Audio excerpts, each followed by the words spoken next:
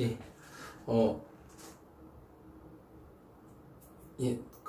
원샷 눈길 사주 8투 11번째입니다. 사주 명리학이 전생과 윤회를 보는 바른 시선. 진짜. 그러니까 사주 명리학, 그러니까 보통 전생을 말하고 윤회를 말하는 것은 주로 종교죠. 종교, 주로 불교나 이런 종교에서 말을 많이 하는데, 실제 그쪽에는 그런 이론이 있고요. 이론이 있고 하는데, 사주명리학에는 이런 것 자체가 없습니다. 그 사주명리학자가, 그러니까 이거 보면 결론부터 말하자면, 제가 제일 위에 그냥 결론을 내려놨습니다. 사주명리학이 전생과 윤회를 바라보는 시선. 결론부터 말하자면, 사주명리학을 하는 사람이 전생이 어쩌고 윤회가 어쩌라고 한다면 이거는 사이비입니다. 사이비. 아니면 사이비화 되어가고 있는 겁니다. 그 이유는 사주명리학을 하는 사람이 전생과 윤회를 가지고 나올 수밖에 없는 원인을 보면 알 수 있습니다. 왜 그런지. 네, 왜 그런지 알 수 있습니다. 이게 질문합니다. Q. 선생님도 방금 말씀하셨듯이 어딜 가나 다들 제 사주가 좋다고 하는데 전 정말 힘들게 살았거든요. 그게 어떻게 좋은 사주예요? 이렇게. 그러니까 나는 힘들게 했는데 그게 어떻게 좋은 사주예요? 이렇게 명리학자는 묻습니다. 그리고 남편은 바람 피우고 주식에서 재산 다 날리고 아들 놈은 본드하고 딸애는 중2인데 벌써부터 가출해서 남자 만나고 다니는데 어떻게 제 사주가 좋은 사주라고 말씀하세요? 이렇게 자기가, 그러니까 어떤 사주 명리학자가, 어떤 명리학자가 어떤 여자분한테 말하는 거예요. 당신 사주 좋습니다. 이랬는데, 내 사주가 뭐가 좋아요? 남편 도박하고 돈 날리고, 그죠? 아들을 본드하고 다니고, 딸애는 중2인데 벌써 남자하고 자고 다니고, 이게 무슨 내 사주가 좋냐? 그래 물으면 명리학자가 뭐라고 대답해야 되겠습니까? 명리학자가. 첫 번째 명리학자의 대답이 이겁니다. 그러니까 이렇게 대답하는 사람이 많다고 들었습니다. 그런데 다 윤회 때문입니다. 전생을 엿보라고 생각하세요. 혼이 비정상이라 그래요. 그죠? 혼이 비정상.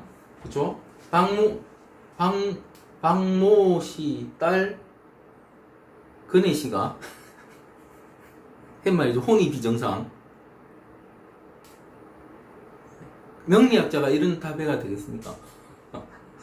그런데 실제로 이런 답을 한다는 겁니다. 특히 그러니까 명리학자는 아닌데 스님들이 이런 말 많이 한다고 들었습니다. 그러니까 보통 스님들이 먹고 살기 위해서, 그러니까 스님들도 사실은 뭐 생활인이잖아요. 생활인. 종교인이기도 하지만 그 이전에 생활인이기 때문에 자기 신도가 많아야지 자기가 먹고 사는 거죠. 그죠?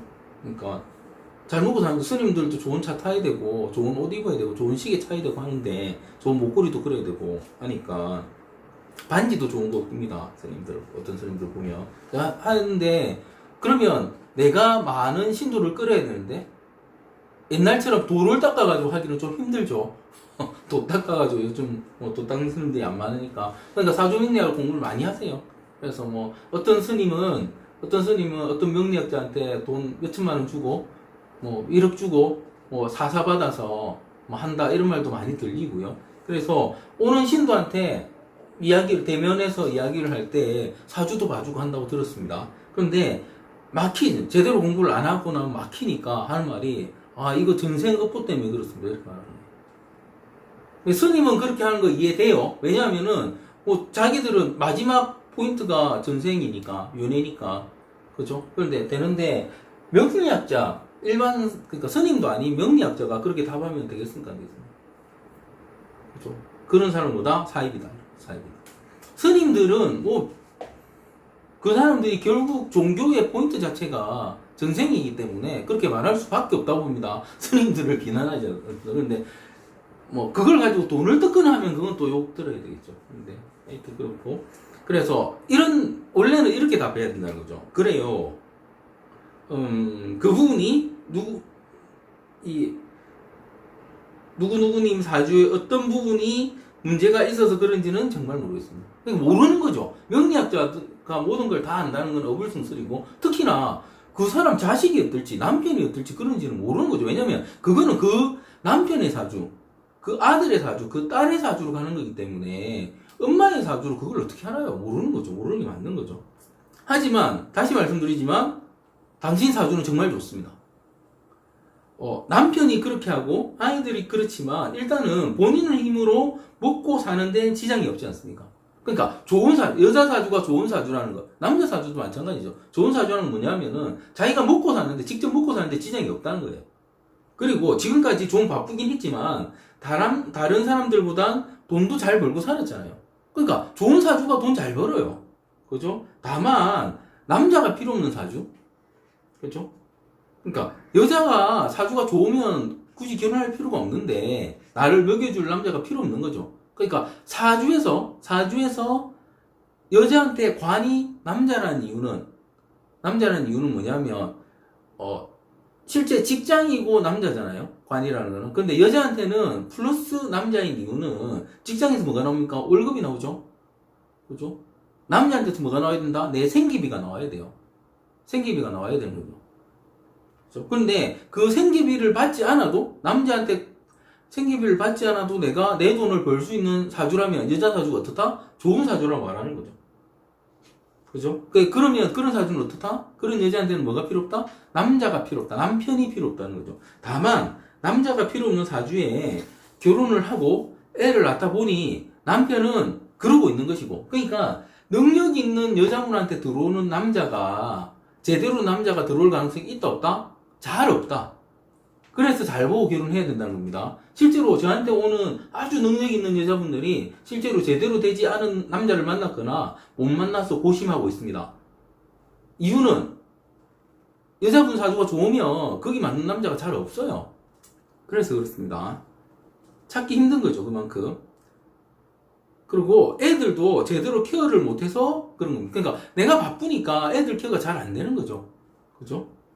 그럴 경우엔 일단 남편분하고는 정 안 되시겠다 판단되시면 이혼하시든지 남편분 사주를 봐서 다른 길을 찾아봐야 하고요. 사실은 끝내는 게 맞죠. 이런 경우에는 아이들 사주를 봐서 지금이라도 정상적으로 살 수 있는 방법을 찾아보는 게 맞습니다.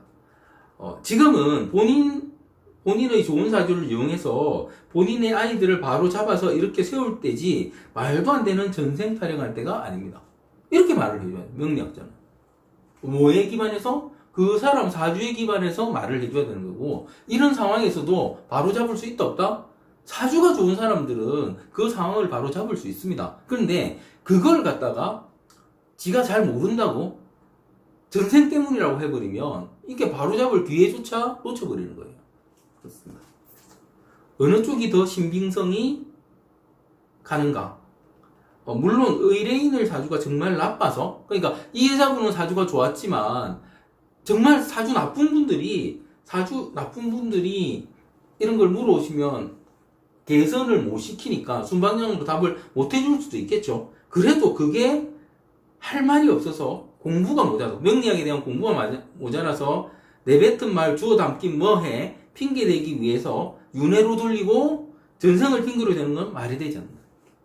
제가 생각하는 사주명리. 그러니까 사주명리학으로는 모든 답이 가능해야 돼요. 가능하지 않다면 찾아내야죠, 공부를 해서. 명리학자라면. 그런데 그걸 전생이라는 우리가 알 수 없는, 그죠? 죽고 나면 끝인 인간한테 전생을 새로 태어나기 전에 그거를 찾아서 그걸 핑계를 댄다는 게 말이 됩니까? 명리학자가. 그죠?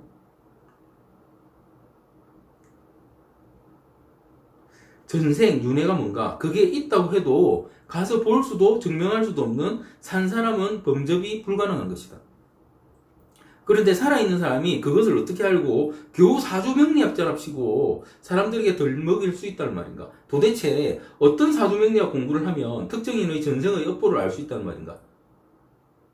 전생을 덜 먹이는 사람을 본다면 꼭 어떤 공부를 해서 그것을 알 수 있는지 물어봐야 한다.